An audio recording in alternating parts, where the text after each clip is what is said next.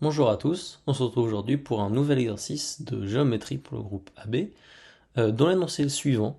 C'est un truc relativement général, on prend juste un triangle ABC et puis son orthocentre et les trois pieds des hauteurs, donc D, E, F, pieds des hauteurs issus de A, B et C respectivement. Et en fait, ce qu'on vous demande de montrer, c'est que H, c'est le centre du cercle inscrit du triangle DEF. Voilà. Je vous laisse chercher un peu, j'ai bientôt donné une indication.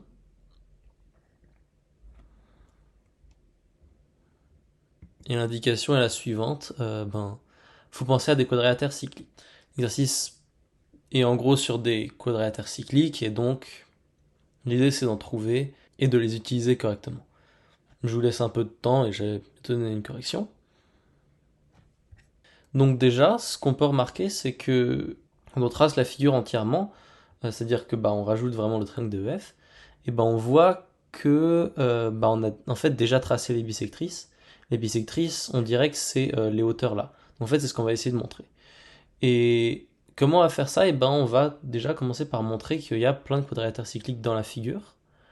Le fait que AFH soit égal à AEH qui soit égal à 90, enfin, juste par définition de E et F, du coup le quadrilatère AFHE, il est cyclique. Donc maintenant on peut faire une chasse aux angles, et en fait on a très rapidement que donc HEF, qui est un des angles qui nous intéresse, c'est égal à HAF, juste par cocyclicité. Et maintenant, HAF, c'est égal à DAB. Et DAB, vu que là, on a un angle droit, et c'est égal à 90 moins ABD, ou encore 90 moins ABC. On peut faire à peu près pareil, disons de l'autre côté.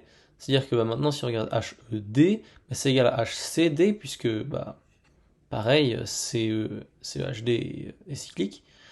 Et maintenant, HCD, c'est égal à FCB, et FCB, c'est encore une fois égal à 90 moins ABC. Donc, les deux angles sont égaux à 90 moins ABC, ils sont égaux. Donc, H est effectivement sur la bisectrice de FED. Ce qui est plutôt sympathique. Et on peut raisonner exactement de la même manière pour obtenir le fait que H est également sur la bisectrice de l'angle EDF et sur la bisectrice de l'angle DFE.